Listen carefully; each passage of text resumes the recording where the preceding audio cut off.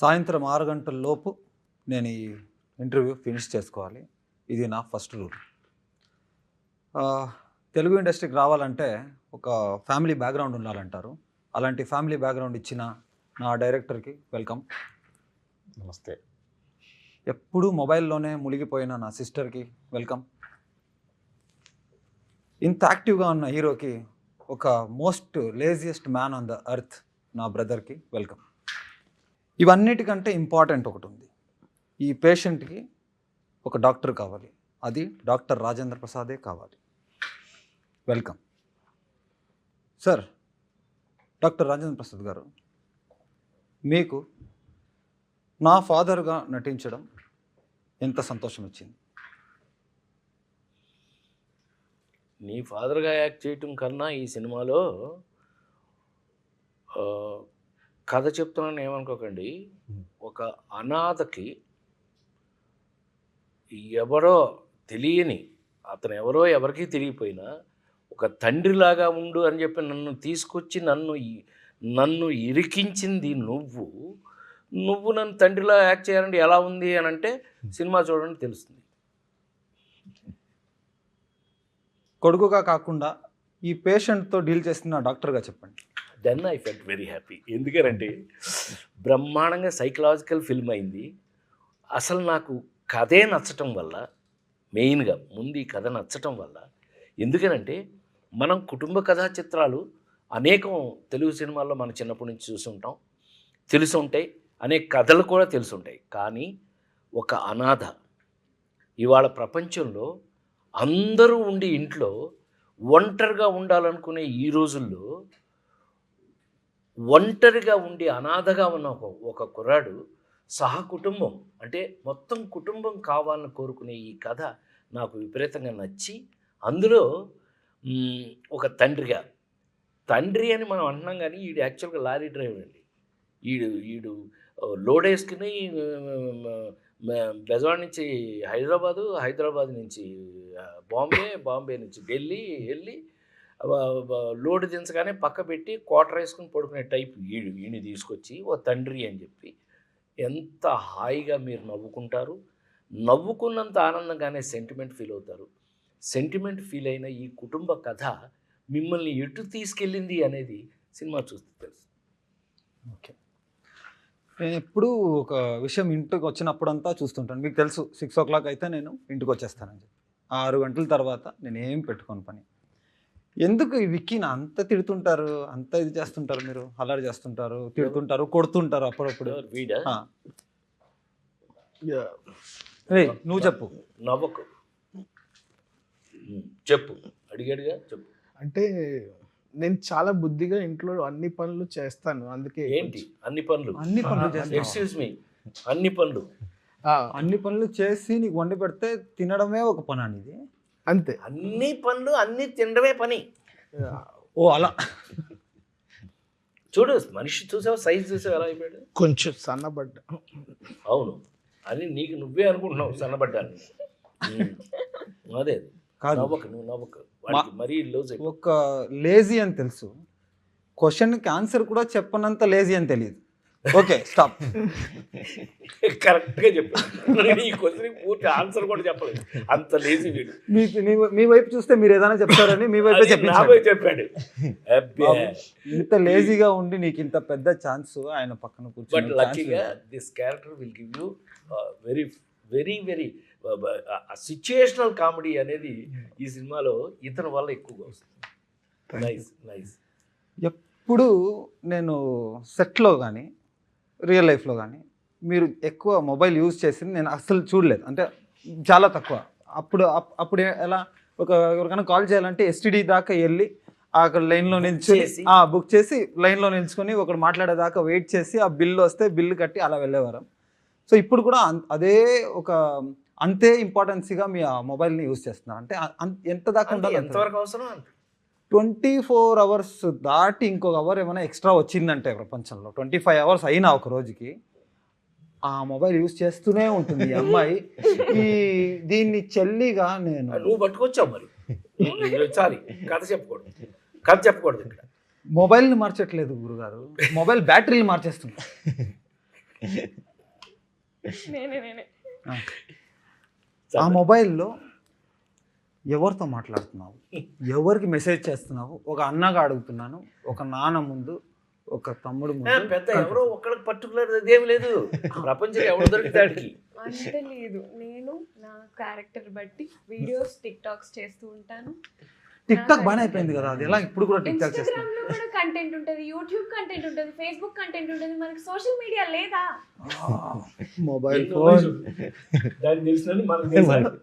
నేను అదే చెప్తాను, నువ్వు నన్ను ఏమన్నా ఫోన్ చూశాను, అవును మోస్ట్ అప్డేటెడ్ అసలు ఫోన్ వచ్చి అది ఇంపార్టెంట్ అయితే మాట్లాడతాం, లేకపోతే నేను షూట్ చేసేటప్పుడు ఎప్పుడైనా నా చేతిలో ఫోన్ చూసావు? నేను నిజంగా నా చేతిలో ఫోన్ నువ్వు చూసావు ఎప్పుడైనా? నేను పెట్టుకోను. మీరు నా క్యారెక్టర్ అలానే రాశారు, నేను అదే అలానే నువ్వు క్యారెక్టర్ గురించి చెప్పు. నిజంగా don't take it personal. నువ్వు వెంటనే personal తీసుకో. క్యారెక్టర్ లోనే ఉన్నాను. అయితే కూడా భలే గురుగారు, funny అయితే కూడా ఈ అమ్మాయి ఇంత మోడర్న్ గా ఉన్నా కానీ ఇంటి నుంచి ఎప్పుడు బయటికి వెళ్ళడం సారీ ఇంటి నుంచి ఎప్పుడు బయటికి వెళ్ళదు కదా, అది ఒక మంచి విషయం కదా గురుగారు. వెళ్ళదు. ఎంత మొబైల్ వెళ్ళదు అంటే నువ్వు వెళ్ళని ఇవ్వలేదు. అది మీకు సినిమాలో చూస్తూ తెలుస్తుందండి, ఎన్ని రకాలు, ఎన్ని ఫన్లు, ఎన్ని రకాల చేష్టలు మీకు తెలుస్తాయి. బట్ ఎనీవే నైస్, మంచి క్యారెక్టర్, సంథింగ్ స్పెషల్, కొత్త రకమైన చెల్లి. ఎలా అనిపించింది నాన్నకు డాక్టర్ గా యాక్ట్ చేయడం? నాకు ఆయన డాక్టర్ గా యాడ్ చేయడం ఒక అదృష్టం. ఇలాంటి అదృష్టం ఎప్పుడు దొరకలేదు. అలాంటిది నేను ఆయన దగ్గర నుంచి చాలా చాలా నేర్చుకున్నాను, ఎవరితో ఎలా ఉండాలి. అండ్ బట్ ఒక్క విషయం మాత్రం నేర్చుకోలేదు కదా నువ్వు, ఏంటది? మొబైల్ యూజ్ చేయకూడదు ఎక్కువ అని. క్యారెక్టర్ అలాంటిదండి, నేను చేసేసాను. నాకు ఎప్పుడు కంటెంట్ చేయాలి, కంటెంట్ చేయాలి, కంటెంట్ చేయాలి, అదే ఉంటది. ఎన్ని గొడవలు అవుతుంటాయి. ఇంట్లోనే ఉంటాను, ఇంట్లోనే బతుకుతాను, అందరం ఇంట్లోనే ఉంటాం, ఇంకేం చేయాలి ఇంట్లో? చెప్పు. ఎన్ని గొడవలు అయినా ఇక్కడ కొట్లాడుకుని చచ్చిపోతున్నారు, ఈ అమ్మాయి దాంట్లో ఒక కంటెంట్ వెతుకుతుంది తప్ప దాన్ని వచ్చి ఒక సాల్వ్ చేద్దాము అదంతా ఏం లేదు. చిన్న పిల్ల కదా ఓకే, ఇది రాశారు రాసేది కొంచెం చిరాకు గురుగారు. నాకు ఎన్నో ఎగ్జామ్లలో ఫెయిల్ అయ్యాను, రాయలేక ఫెయిల్ అయ్యాను. ఇక్కడ తెలిసినా ఇక్కడ రాసేటప్పుడు ఏదో ఒక ఆలస్యం, ఏదో ఒక నిద్ర వచ్చేస్తుంది. ఆ బుక్ చూస్తే అలాగే ఒక స్లీపింగ్ పిల్స్ టాబ్లెట్ తాగినలాగా ఒక ఫీల్. ఈ ఫ్యామిలీని అంతా ఇంత చక్కగా రాసి ఇంత అంటే నన్ను ఒక సైకోని ఇంట్రొడ్యూస్ చేసి, ఒక ఫ్యామిలీని ఇంట్రొడ్యూస్ చేసి, ఏమీ తెలియనట్టు కూర్చున్న ఒక స్వామి దగ్గర ఒక క్వశ్చన్, ఇదన్నీ చేసి ఇంత సైలెంట్గా ఎలా ఉండగలరు, ఎలా ఉన్నారు అంటే అది మీ అందరినీ చూసి ఆ ఫన్ ఎంజాయ్ చేస్తూ ఇంకో మాట రావట్లేదు నోట్లో నుంచి, అలా చూస్తూ ఉండిపోవాలనిపిస్తుంది ఆ ఎంటర్టైన్మెంట్ అందరినీ చూస్తుంటే. అంటే ఒక అనాథగా ఎమోషన్సే గుర్తించలేని వాళ్ళకి ఇన్ని ఎమోషన్స్, ఒక్కరి సైడ్ నుంచి ఒక్కరి ఎమోషను, అది డిఫరెంట్ టైంలో డిఫరెంట్ ఎమోషన్స్, ఆ కన్ఫ్యూజను, ఆ ఎమోషన్స్, ఆ ఫన్ చూసి అలా చూస్తూ ఉండిపోవాలి తప్ప నోట్లో నుంచి మాట రావట్లేదు. గురుగారు నాకు అప్పుడప్పుడు అనిపిస్తుంది ఈయన క్యారెక్టరే నాకు రాశాడు. చెప్పలేదు, ఎందుకంటే వీళ్ళ గురువేమో సుకుమారు, నాతో నాన్నకు ప్రేమతో మీరంతా పనిచేశారు కదా, నాన్నకు ప్రేమతో దగ్గర నుంచి వాళ్ళ పుష్ప 1, పుష్ప 2 వరకు వీళ్ళంతా అక్కడ పనిచేసిన వాళ్ళు. వీళ్ళందరూ they are very serious workers. అట్ట కనపడుతున్నాడు కానీ ఉప్పెన తీసాడు ఎవరైనా నీ బ్యాచ్మేట్ బుచ్చిబాబు, వీళ్ళంతా బ్యాచ్ అంతా సుకుమార్ బ్యాచ్. ఇది అక్కడ పనిచేసిన వాళ్ళు వీళ్ళందరూ. అందుకే ఇంత మంచి కథ రాసుకోగలిగాడని అనిపిస్తుంది నాకు. ఇప్పుడు ర్యాపిడ్ ఫైర్ రౌండ్, మీరు ఫైర్ చేయండి, నేను ఆన్సర్ చేస్తాను. ఇదేంటి క్వశ్చన్స్ మనం అడగాలి? ర్యాపిడ్ ఫైర్ అదే కదా డిఫరెంట్. ఒక సైకో అంటే పైగా క్వశ్చన్ అడగమంటాడు, డాక్టర్ గారు ఫైర్ అంటున్నాడు. ఫైరే నేను ఒక సైకలాజికల్ క్యారెక్టర్ చేసినాడు, ఒక పిచ్చాడు, రివర్స్ గేమ్ ఆడుతున్నాడు. ఇక్కడ అదే అందరూ ఇక్కడ నుంచి క్వశ్చన్ విసిరితే నేను అక్కడి నుంచి ఎక్స్పెక్ట్ చేస్తున్నాను. అబ్బా ఫస్ట్ ఏమైనా ఈ పేషెంట్ కి ఆ డాక్టర్ నుంచి ఒక ఏదో నిన్ను అక్కడ కూర్చోబెట్టారు కానీ నాయన నువ్వు కూడా ఆన్సర్ చేయవలసిన వాడివే. రేపు సినిమా చూసేటప్పుడు నువ్వే హీరో అనే విషయం మర్చిపోకు. అయినా నువ్వు ఉండండి గురుగారు, ఒక నిజం చెప్పాలి. నేను సెట్లో ఒక లౌడ్ వాయిస్ వచ్చేది, హీరో గారు ఇంకో హీరో గారు ఇంకో ఎవరిని అనేవారు అలా మనం కెమెరామెన్ మధు ఫస్ట్ డే నుంచి లాస్ట్ హీరో గారు ఎవరిని అన్నారు మా సెట్లో మీకంటే పెద్ద హీరో ఎవరు సార్ ఈ ఇంటర్వ్యూలో పెద్ద హీరో ఎవరు ఇక్కడ దాకా తీసుకొచ్చి ఇది చేస్తున్నారని అంటే హీరో అని దాంట్లో పెద్ద మనం సాధించేది ఏముంటుంది కానీ నా దృష్టిలో ఎప్పుడు కూడా ఇది 48 సంవత్సరాల సినిమా జర్నీలో హీరో అంటే ఏంటి తెలుసా, పెద్ద ఆయన కాలం నుంచి నేను చెప్తుంది ఎన్టీ రామారావు గారి కాలం నుంచి చూసిన వాడిని కదా నేను.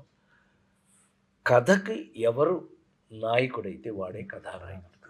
కథానాయకుడు is nothing but hero.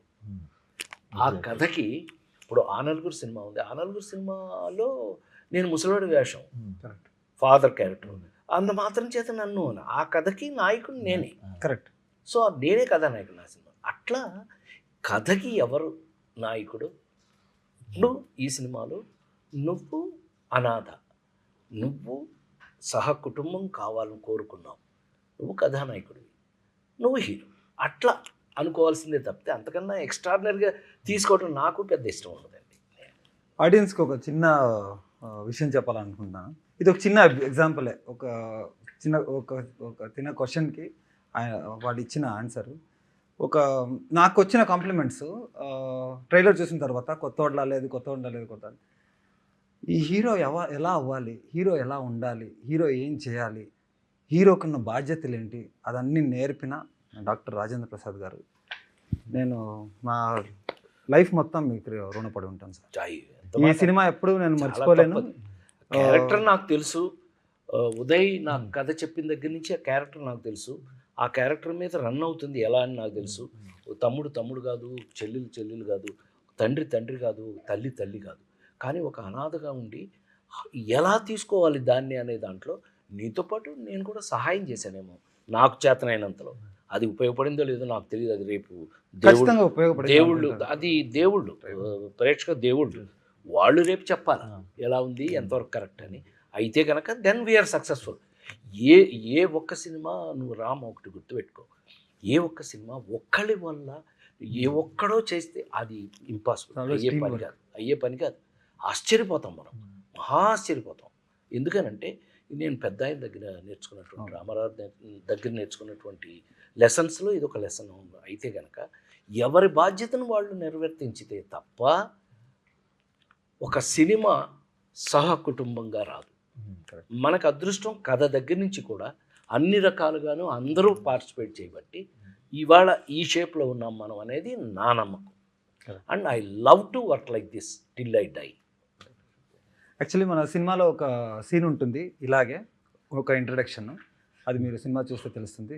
But very important, HNG cinemas Mahadev Goud garu ఇంతంతా చేసి పెట్టిన దానికి మా అందరి తరపున, మా ఫ్యామిలీ తరపున, మా సహకుటుంబాన్ని తరపున, మీ సహకుటుంబాన్ని థ్యాంక్ యూ సో మచ్. మిమ్మల్ని గుర్తు చేసుకోవాలనుకున్నాను ఈ సందర్భంలో. నువ్వు అనాథవు కదా, నీకు ఇంత మంచి ఫ్యామిలీ కావాలి, మంచిగా చెడు నాకు తెలియదు, కానీ ఇంత మంచి ఫ్యామిలీ కావాలని నువ్వు ఎందుకు కోరుకున్నావు? కథ రాసిన వాడిని అడగండి సార్, నన్ను అడుగుతావా? చిన్నప్పటి నుంచి నాకు ఒకటి ఉండేది, ఒక ఫ్యామిలీ బ్యాక్గ్రౌండ్ ఉంటే బాగుండేది కదా, మన సినిమా ఫ్యామిలీ బ్యాక్గ్రౌండ్ ఉంటే బాగుండేది కదా అని ఇలా వచ్చింది. బట్ ఈ సినిమాలో సినిమా చూసిన తర్వాత తెలుస్తుంది ఆడియన్స్కి ఈ మాట ఎందుకు చెప్తాను. Happy, nice to work. ఒక పబ్లో మనది ఒక సీన్ ఉంటుంది. అవును, అప్పుడు మీకు చెప్పలేదు, ఆ పోస్ట్ ఇట్ ప్యాడ్స్ వస్తాయి కదా, రాసేసి అతికిస్తారు. నేను టేబుల్ ఇటుపక్క ఉన్నాను కదా, ఇటుపక్క ఫుల్ అది అతికించుకున్నాను. మిమ్మల్ని ఇలా చూడడం, అలా చూడడం, అని చెప్పడం, అలా చూడడం, అని చెప్పడం.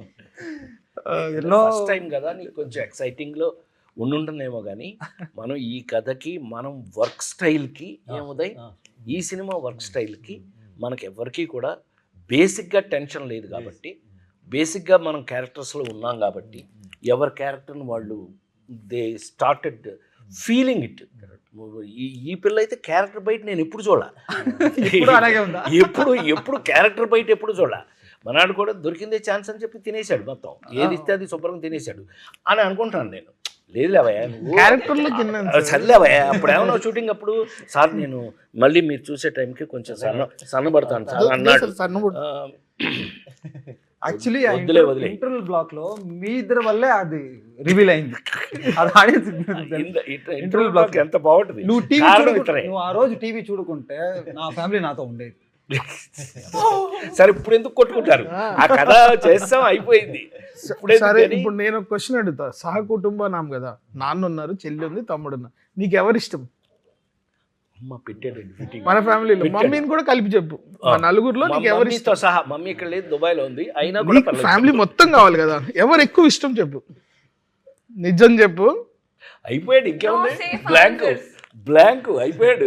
Gap rapid fire fast fast చెప్పాలి. ఫుల్ గ్యాప్ ఫుల్ గ్యాప్ అయిపోయింది. ఫుల్ ఫ్యామిలీ వద్దు నాకు. ఆ, నువ్వు అసలు క్యారెక్టర్నే రివర్స్ కొట్టావు. అది ఒక్కరి పేరు చెప్పాలి టక్కని. మనం అంతా చూడండి, కానీ భలే సహ చేసావు. కుటుంబానం పెట్టిన తర్వాత ఎవరు ఎక్కువ కాదు, ఎవరు తక్కువ కాదు. అందరూ కావాలి అని అందరూ అనుకో. కావాలి, కొట్టు. అందరూ కావాలి. అందుకే అందుకే నువ్వు ఒక్కరిని మనం అడిగితే select చేసుకున్నాడు. నువ్వు ఒక్కరిని అడిగితే నాకు ఎవరు వద్దు. అందరూ కావాలంటే అందరూ కావాలి. ఆయ్, అందులో ఫస్ట్ చాలా అందులో ఫస్ట్ మా డాక్టర్ కావాలి, ఎందుకంటే నేను పేషెంట్. ఒక డాక్టర్ అట్లా అని కాదు, బాగా మంచి వర్క్ చేసాంగా మనం. Happy, very happy. మేము ఇంత సంతోషంగా ఎలా అయితే కుటుంబం కాకుండా కుటుంబం ఎలా అయిపోయామో, మీరు రేపు ఈ సినిమా చూసిన తర్వాత కూడా ఈ సినిమాలో మీరు కూడా ఒక మెంబర్ అయిపోతారని నేను గ్యారంటీ ఇస్తూ, తప్పకుండా సహకుటుంబానాం సినిమా థియేటర్లో చూడండి. నమస్కారం. Thank you sir. Thank you.